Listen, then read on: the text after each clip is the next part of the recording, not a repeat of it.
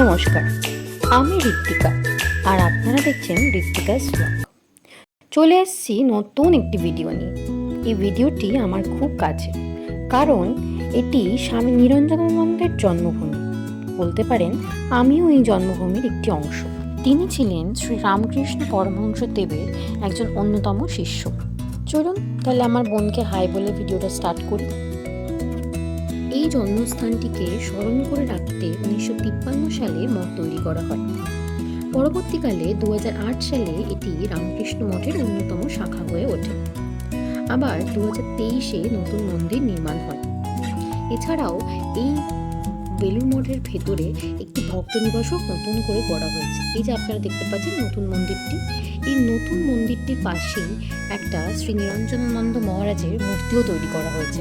চলুন তাহলে আজকে আমরা ভেতরটা দেখে আসি। মন্দিরের চারিপাশে আছে একটি কালী মন্দির, একটি বেল গাছ এবং একটি আটচালা। সেটি অনেকদিন আগে থেকেই স্থাপিত। এই যে দেখতে পাচ্ছেন, আমি আমার বোনদের সাথে আশ্রমের ভেতর চলে এসেছি। চলুন তাহলে আজকে আপনাদের আশ্রমটা ঘুরে দেখাই। এই যে দেখতে পাচ্ছেন এই জায়গাটিতে অসংখ্য গাছ লাগানো, আর আমার ঠিক ডান দিকে আছে এনাদের হেড অফিস। আমার বাঁ দিকে অনেক বসার জায়গাও আছে এবং একটি পুকুরও আছে। চলুন তাহলে আপনাদের পুরো আশ্রমটার ভেতরটা ঘুরে দেখাই। এই যে দেখতে পাচ্ছেন এখানে একটি বাঁধানো পুকুরও আছে। একটু এগোতেই চলে আসলাম মূল বিল্ডিংটার কাছে। এখানে স্বামীজিরা থাকেন।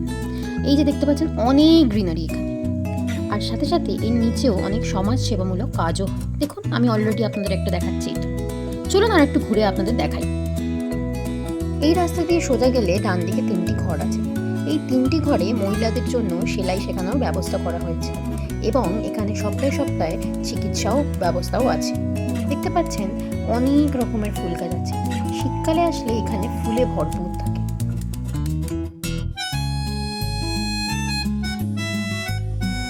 চলুন 2023 সালে নতুন নির্মিত এখানকার ভক্ত নিবাস আপনাদের ঘুরে দেখাই। এই যে এই রাস্তাটা থেকে বেরিয়ে একটুখানি হেঁটেই আমার ঠিক বাঁ দিকে যেতেই এই যে দেখতে পাচ্ছেন বিল্ডিংটা, এই বিল্ডিংটার সামনে পুকুর আছে। এটাই হচ্ছে ওনাদের ভক্ত নিবাস। খুব সুন্দর, এখানে খুব ভালো ব্যবস্থা করা আছে। আপনারা চাইলেই আসতে পারেন। আপনারা এই ভক্ত নিবাসে থাকতে চাইলে আপনাদের কন্ট্যাক্ট করতে হবে রাজারহাট রামকৃষ্ণ মঠের হেড অফিসের সাথে। চলুন তাহলে আস্তে আস্তে আমরা ফিরি।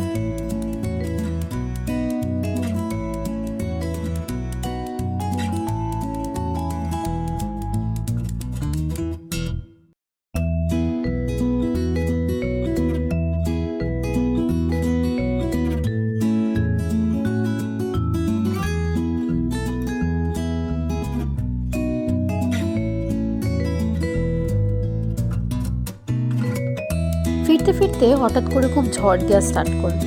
সেই জন্য আমরা মন্দিরের ভেতর আশ্রয় নেওয়া শুরু করলাম। এই যে দেখতে পাচ্ছেন আমার বোনেরা এক এক করে মন্দিরের ভেতর ঢুকছে। এখানে কিছু ভক্তরা আগে থেকেই বসে আছে। এখানে খুব সুন্দরভাবে ফ্যানের ব্যবস্থাও আছে এবং কার্পেটও পাতা আছে। আপনারা দেখতেই পাচ্ছেন আমার বোনেরা বসে আছে। আর আজকে আমি এই যে জায়গাটা সম্বন্ধে একটু কথা বলবো। এখানে সাধারণত সকালে পূজা স্টার্ট হয় 7:30টার সময়, আর সন্ধ্যায় আরও সূর্যাস্তের পর, অর্থাৎ 5:30 থেকে 6টার মধ্যে। কিন্তু সিজনালভাবে চেঞ্জও হয়। হঠাৎ করে খুব জোরে ঝড়ও স্টার্ট হয়ে গেল, ওই জন্য আমরা তাড়াতাড়ি বাড়ি চলে এলাম। দেখতেই পাচ্ছেন কেমন হাওয়া দিচ্ছে, একটু পরেই ওয়েদারটাও খারাপ হয়ে যাবে। চলুন তাহলে আজকে এইটুকুই। ভিডিওটা ভালো লাগলে লাইক, শেয়ার, সাবস্ক্রাইব, আর অবশ্যই জানাবেন আমার ভিডিওগুলি আপনাদের কেমন লাগছে। আজ এইটুকুই থাক, আবার দেখা হবে নতুন একটি video. Bye and take care.